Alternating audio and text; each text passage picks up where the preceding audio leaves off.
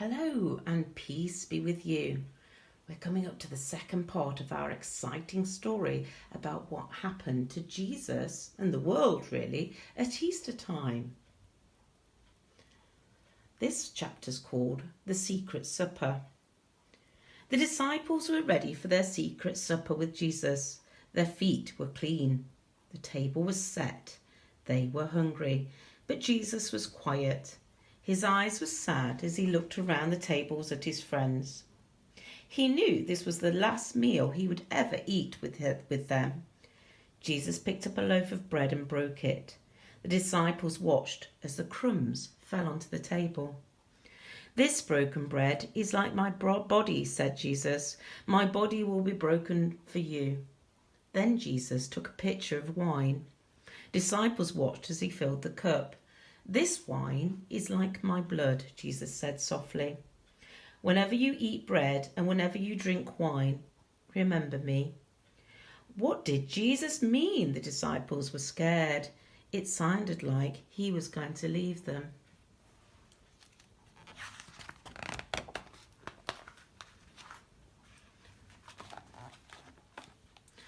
"Don't let your hearts be troubled," Jesus said. "I'm going somewhere wonderful. You can't come with me there yet, but one day I will come back and take you there. It's a beautiful, happy place with lots of rooms. It's a home that's big enough for everyone, and I'm going to get it ready for you." The disciples were still worried. How would they know how to get to that special place? But Jesus told them, "I am the way." Jesus whispered, "Believe in me, be like me, live like me, love like me, because I am the way to heaven." We'll have a look at the letter that God sent and see what God says about this very Last Supper. And God says, "Close your eyes. I want you to imagine a big, beautiful home with so many rooms you can't count them. Imagine every room is filled with love, laughter and happiness. It's a place you will never want to leave because all the fun, joy and peace are there. Open your eyes. Just imagine my home in heaven. Jesus wants everyone in the whole world to live there with him. And the best part is that my home is not hard to find. All you need to do is believe in Jesus and he will show you the way." Lots of love from God.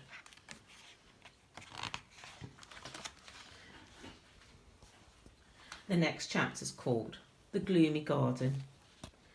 Darkness fell as the disciples followed Jesus out into the night. Jesus walked through the quiet streets towards the Garden of Gethsemane.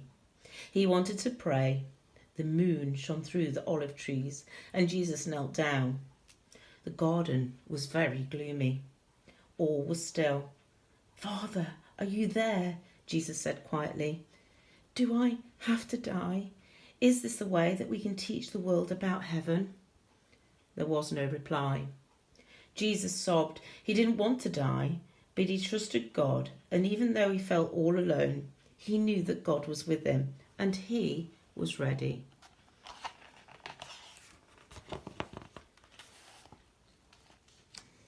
The sound of heavy footsteps broke the silence of the night. Angry shouts filled the air. Jesus looked up through his tears. Shadowy figures came towards him, torches flickering in the darkness.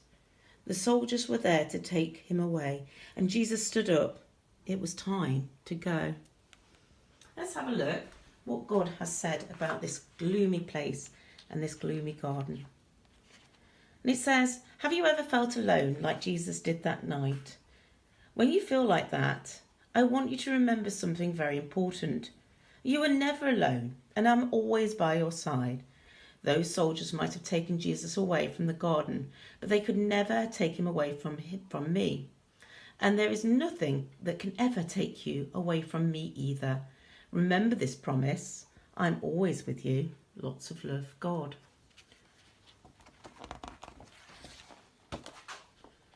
The next chapter is called The Darkest Day. High on the hillside, Jesus hung on the cross. Long, sharp nails pinned him to the wood. A crown of spiky thorns dug deep into his forehead. Jesus was ready to die, and he was still afraid. He could see his mother crying, and he could hear the soldiers laughing at him. He could feel the sharp nails through his hands and feet. Jesus cried out. He could not move. He could not breathe. He felt all alone. And where was his Father now?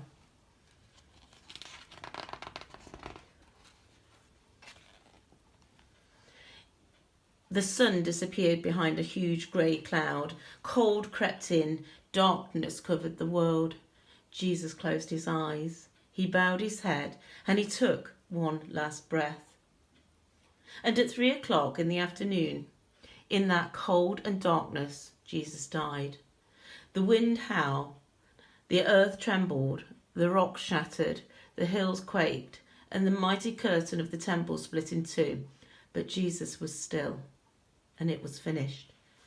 I'll just take a look about what God says about this. Shall I tell you a secret? When Jesus was crying on the cross, I was crying too. When those nails were hurting Jesus, I was hurting too. When Jesus felt alone, I felt alone too. And when my son died, part of me died too. But guess what? Death does not win in this story. Life wins. Love wins. My promise to Jesus is that nothing could separate him from my